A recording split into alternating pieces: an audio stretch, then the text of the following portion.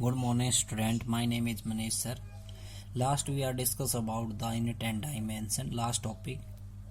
और उससे पहले जो हमने आपको इक्वेशन जो है करेक्ट करना सिखाई थी और एसआई सिस्टम को सीजीएस सिस्टम के अंदर हम कैसे कन्वर्ट कर सकते हैं.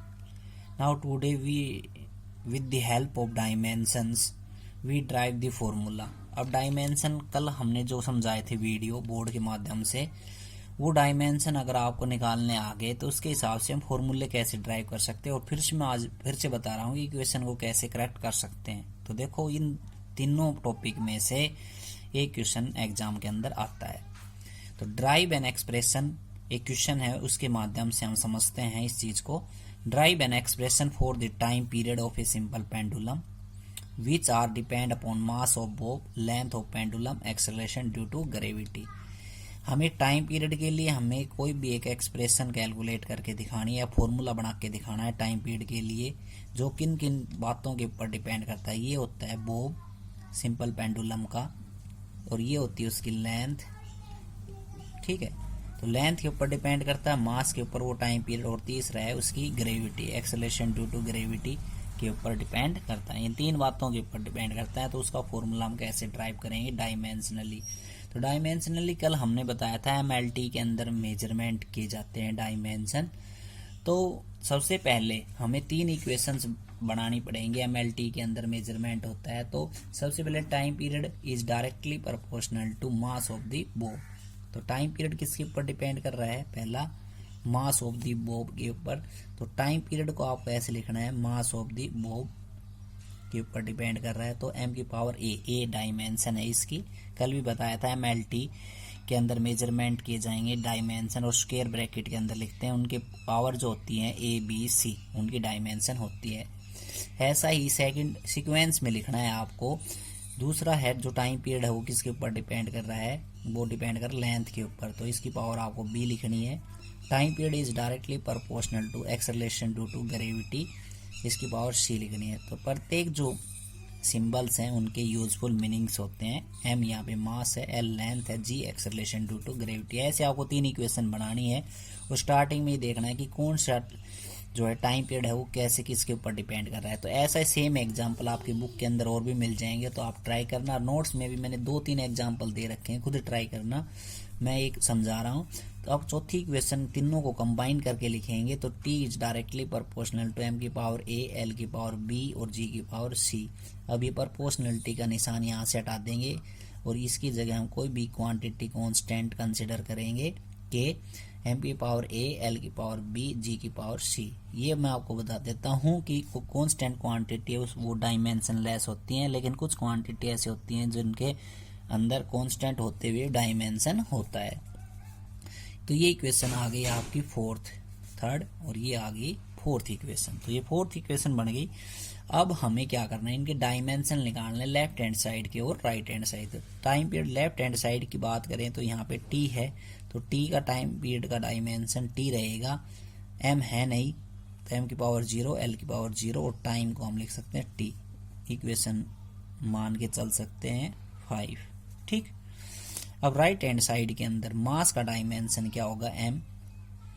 एम का डायमेंशन एम हो गया, और क्वांटिटी नहीं है. एल की पावर 0, टी की पावर 0 लिख सकते हैं, ना भी लिखें. लेंथ है, लेंथ का भी डायमेंशन एल होता है.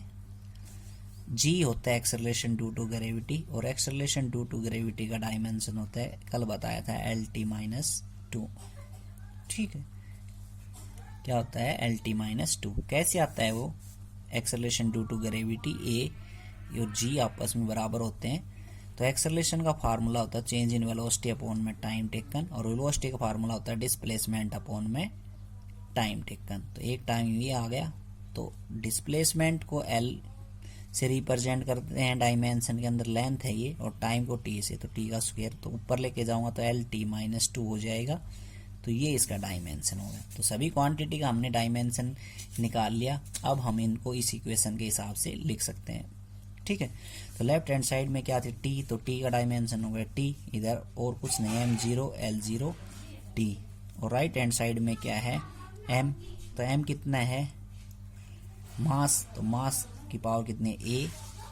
लेंथ की पावर कितने? b. और जी की पावर सी है तो एल टी माइनस 2। ठीक है, इसकी पावर क्या हो जाएगी सी। ठीक, ये फोर्थ इक्वेशन के अंदर हमने ये वैल्यू रख दी, इनके डायमेंशन निकाल के और उनकी पावर लगा दी। कांस्टेंट क्वांटिटी या लिखो मत लिखो, इससे कोई फर्क नहीं पड़ेगा, कांस्टेंट क्वांटिटी। तो यहाँ से देखो पावर को हम इक्वेट कर रहे हैं, equating the power of ABC की पावर को हम क्या करेंगे, एक जगह लेंगे। तो m की पावर a है, यहाँ पे सिर्फ a लिखेंगे, l की पावर सिर्फ b है और l की पावर यहाँ देखो c है, तो l की पावर कितनी हो गई b प्लस में c। t की पावर कितना है -2 इंटू में c। ठीक, ये पावर का ध्यान रखना है यहाँ पे। तो इधर कितना है m0 l0 और t। अब क्या करेंगे, कंपेयर, किस चीज को कंपेयर करेंगे, पावर को। ABC की वैल्यू कैलकुलेट करनी है, तो यहाँ पे m की पावर a है तो m के साथ कंपेयर करनी है, तो पावर कंपेयर हो जाएंगी। a बराबर क्या आ जाएगा 0, ठीक है, और इधर b प्लस c बराबर क्या आ जाएगा 0 और -2c बराबर क्या आ जाएगा 1। t की पावर यहाँ पे क्या है 1 है। ठीक, तो पावर को हमने कंपेयर कर लिया, बेस सभी के सेम है, m के साथ, l के साथ, t के साथ। अब यहाँ से a की वैल्यू 0 आ गई, b प्लस c की वैल्यू निकाल लेते हैं, ये आ गई 1/2 माइनस की। तो यहाँ पे 1/2 रखेंगे तो b की वैल्यू कितनी आ जाएगी 1/2। a b c तीनों की वैल्यू आ गई। फिर से a b c की वैल्यू हम इक्वेशन नंबर 4 में रखेंगे। तो put the value of a b c in equation 4।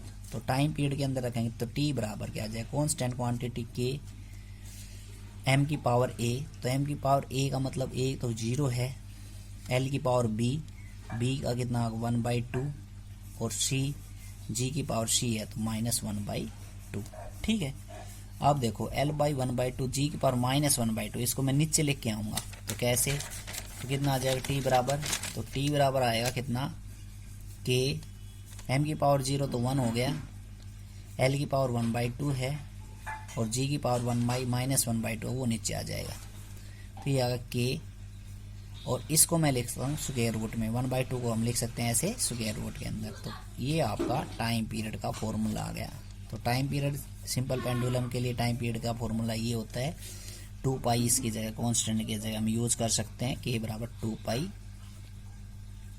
इसकी जगह हम यूज कर सकते हैं √LG। तो ऐसे फॉर्मूले ड्राइव होते हैं डायमेंशनली, MLT के अंदर ही मेजरमेंट किए जाएंगे। ठीक है, और जो कल हमने करवाया था इक्वेशन को हम कैसे करेक्ट कर सकते हैं डायमेंशनली, तो हम क्या करते हैं, लेफ्ट कोई भी फॉर्मूला है उसको कैसे चेक करेंगे। तो हमने एक बात बताई थी, वेलोसिटी वेक्टर वेलोसिटी जुड़ती है, जैसे v प्लस v जुड़ेगी या v माइनस v घटेगी तो v रहेगी, वो ना कि 2v या 0। इस बात का ध्यान रखना, क्योंकि प्रिंसिपल होमोजेनेटिक का जो प्रिंसिपल है होमोजेनेटिक का, वो यही बताता है। हम वेलोसिटी में वेलोसिटी जोड़ेंगे तो वेलोसिटी रिजल्ट रहेगा। तो जैसे पहला देखते हैं फॉर्मूला, कोई भी हमने फॉर्मूला लिया काइनेटिक एनर्जी, और काइनेटिक एनर्जी का फार्मूला था हाफ mv², वो किसके बराबर है mgh। तो प्रत्येक जो सिंबल है उसके यूजफुल मीनिंग्स हैं। तो हाफ mv कांस्टेंट क्वांटिटी जो है इसका कोई डायमेंशन नहीं होता, इसका इस कांस्टेंट डायमेंशन लेस होती है, ये डायमेंशन लेस क्वांटिटी होती है।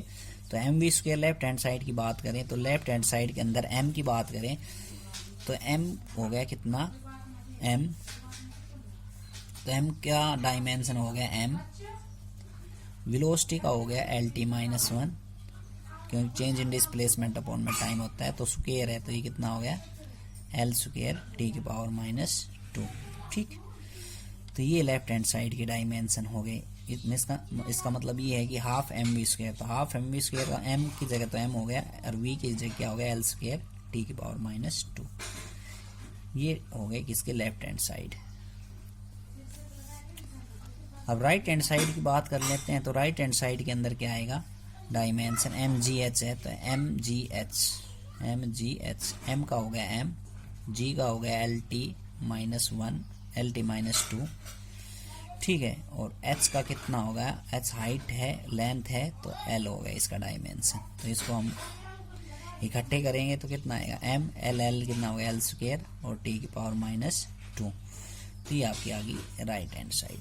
अब देखो लेफ्ट हैंड साइड और राइट हैंड साइड क्या है बराबर, ml2t-2, ये अभी ml2t-2 दोनों बराबर हैं, तो इसका मतलब फॉर्मूला अपना सही है। ऐसे ही एक सेकंड है v = u + 80, तो v = u + 80 करेंगे तो वेलोसिटी है, वेलोसिटी का डायमेंशन होता है lt-1, ऐसे ही वेलोसिटी कितना होता है lt-1, ठीक, और एक्सेलरेशन कितना होता है lt-2, और टाइम का कितना होता है t, ठीक। अब इधर लिख के आऊंगा मैं इसको, तो कितना आ जाएगा lt-1 और माइनस का lt-1, इधर बच जाएगा lt-2 और एक t यहाँ पे है इसके साथ, ठीक है। तो यहाँ lt-1 lt- मतलब वेलोसिटी में से वेलोसिटी घट रही है, तो आंसर वेलोसिटी रहेगी, ये बात अभी बताई थी। और यहाँ t है, यहाँ t की पावर -2 है, t की पावर +1 और -2, तो कितना बच गया -1। तो लेफ्ट हैंड साइड और राइट हैंड साइड क्या है बराबर, तो ये भी क्या है डायमेंशनली प्रूफ। पहले डायमेंशन निकालना सीखो, नहीं आते हैं तो पूछो मेरे से, ठीक है। आज के लिए वैसे इतना ही, धन्यवाद।